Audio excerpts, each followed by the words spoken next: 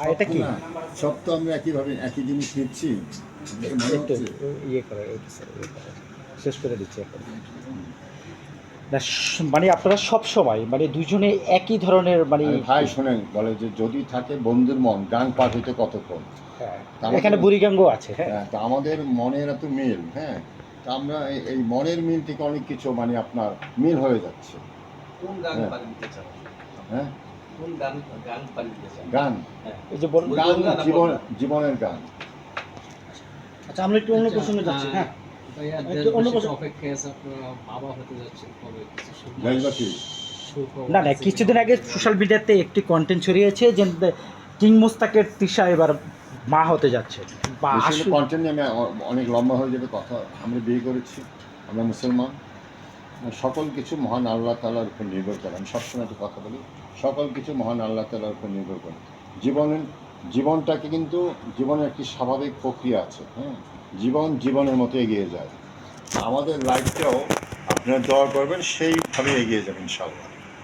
মোস্তাক ভাই ঈদ গেল তো আপনি তো বলেছিলেন এর আগে শ্বশুরের কাছ থেকে ঈদের সালামি আপনি চেয়েছেন, তো এইবার ঈদে আপনাকে কি আপনার শ্বশুর কি সালামি কি পেয়েছেন আর কি? আমি ওনার বিষয়ে কোনো মন্তব্য করব না। না, সালামি ঈদের সালামি তো ছোট বড় সবাইকে সবাই আচ্ছা দিতে পারে। আপনি তো সব কিছু নতুন কিছু সৃষ্টি করেন, সেটা আমরা শুরু থেকে যতদিন আপনাকে চিনি দেখি বা জাতীয় আপনার কাছ থেকে নতুন নতুন কোনো কিছু পাই, তাহলে এবার উল্টো হতে পারতো না, আপনি পাঠাতে পারতেন না?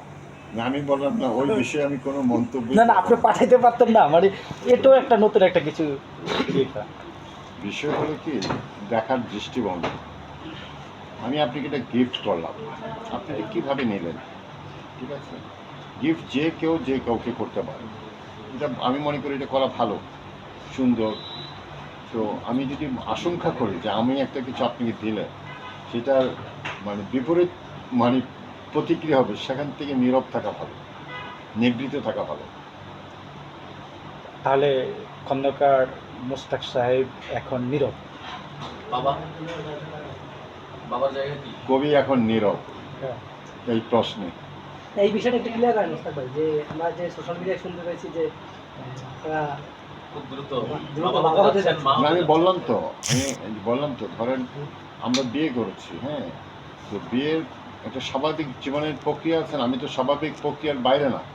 তো স্বাভাবিক প্রক্রিয়া মহান আল্লাহ তাআলা আমাদের যা লিখে রাখছে তাই হবে। আপনি দোয়া করবেন, এই তো। মানে আমরা দোয়া করতেছি দেশবাসীর সুখবরটা জানতে চাচ্ছে। দেশবাসীর সুখবর যদি দোয়া করবো, সময় মতো পরিষ্কার হয়ে যাবে সব কিছু।